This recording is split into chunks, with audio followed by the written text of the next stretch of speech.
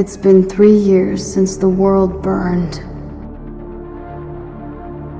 It was Argus, the Watchman system given control of the Solar Defense Force. Dr. Mason said it was inevitable, that it was the nature of all complex systems to grow beyond their original intended purpose. But then, hindsight is easier than foresight, and caution is always the first victim of progress. We don't know how long it took for it to decide to turn on its masters. Once it did, they say the war, if you could call it that, was over in less than 72 hours.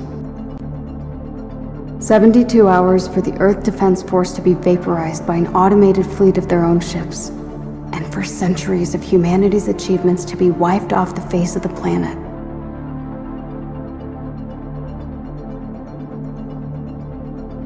Those of us spared from the destruction would subsist on a meager existence beneath the ruins of civilization. For 3 years, we hid, foraged, survived, until, below the ruins of New Alberta, we found it. A massive weapons research and deployment facility called the Bow, nearly a mile long, protected by the mountains above it from the orbital strike. We only knew about it because of Griffin. Some stubborn, dogged resolve in that old warhorse that kept him searching since the first days of our exile. Hidden deep within the heart of the facility, we found the Arrow. A light space fighter with a singularity-driven core. An engineering marvel, making it the fastest and most maneuverable spacecraft ever conceived. I was a pilot before the world was turned to ash, ferrying payloads to the orbital platforms that represented our first steps to the stars. But this was like nothing I've ever flown before. Only a few weeks from completion, the world burned before it could make its first flight. And it's why I'm here now. As the only member of our group with any flight experience, it falls to me to shoulder the burden of what comes next. To take the Arrow and bring the fight back to Argus. 3 years ago, it won the battle it started with us in 72 hours. But the war it started isn't over.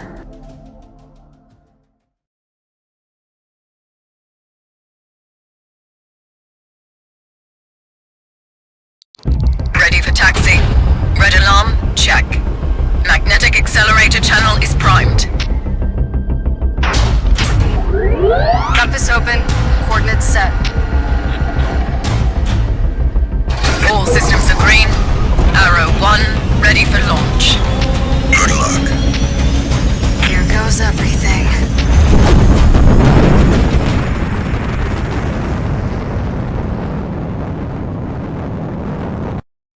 Multiple signatures detected. Here they come.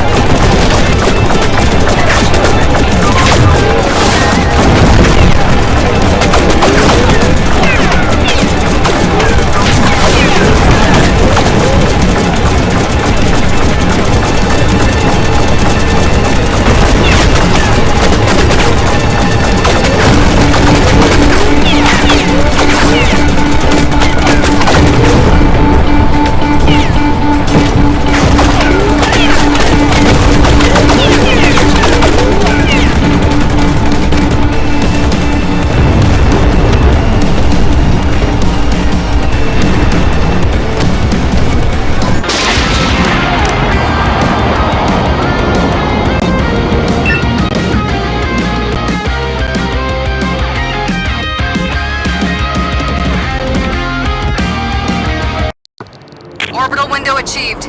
I'm breaking atmo. Good work. The scope's clear. Take a breather while you can. You're not out of the woods yet. You've got to clear the Badlands before you can engage the sublight drive. The Badlands. The orbital graveyard 2,000 kilometers above the Earth's surface, left in the wake of Argus's onslaught. A sea of orbiting debris traveling around the planet at over 15,000 kilometers per hour. The core's magnetic field should protect you from the smaller debris, but you'll need to watch out for anything larger. And the ray scattering from all that scrap should limit Argus's ability to track you. You make it sound as if I should count my blessings. Well, you're certainly going to need them. You're gonna make your way through the Badlands. Be on the lookout for large debris that might be in your path.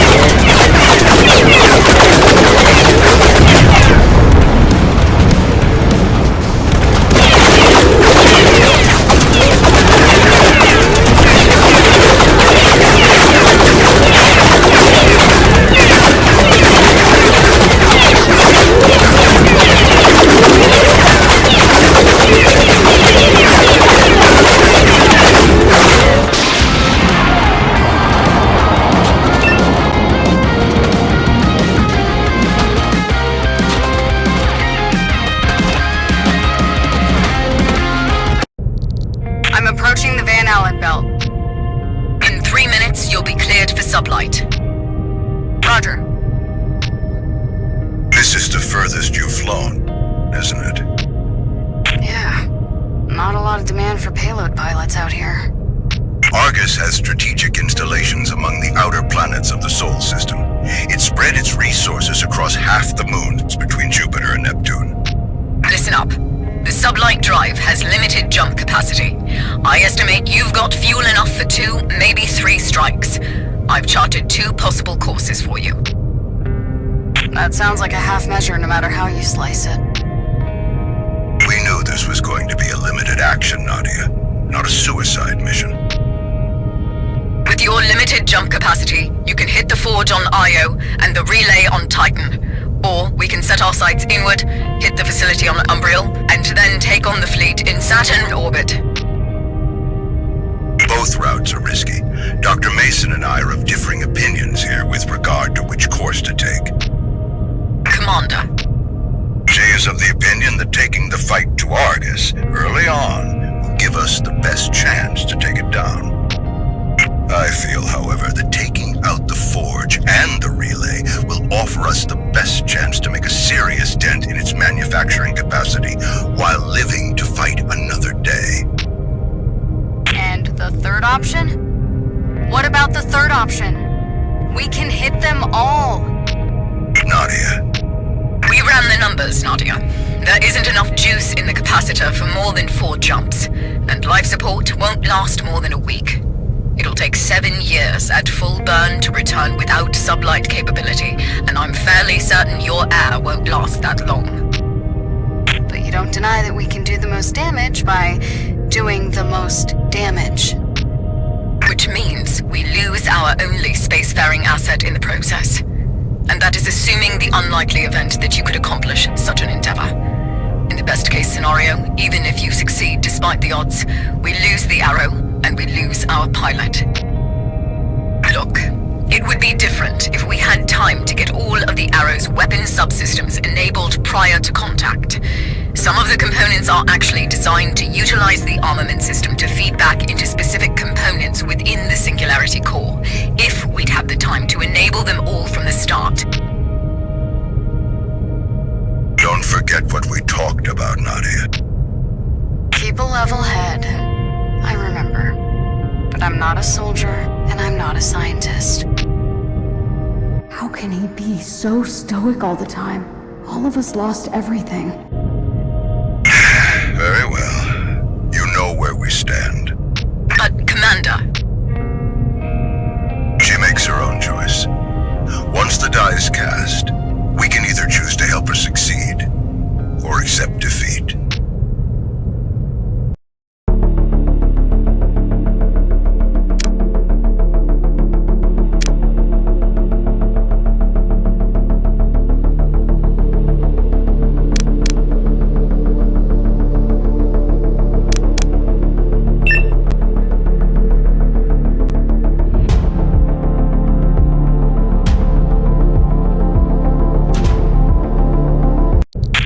Sublight drive. This is our only shot. Setting course for Saturn. We hit everything and don't stop until the job is done.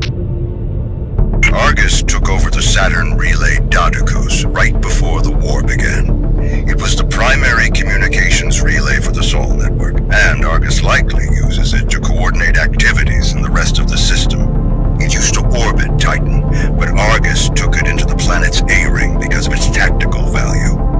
Destroying that relay will impair Argus's ability to coordinate its drones, at least for a short time. I'm showing the Arrow's sublight system is primed. Once you engage, you're going to experience some disorientation. Comms will be delayed while we reorient. Understood. Engaging in 3, 2, 1.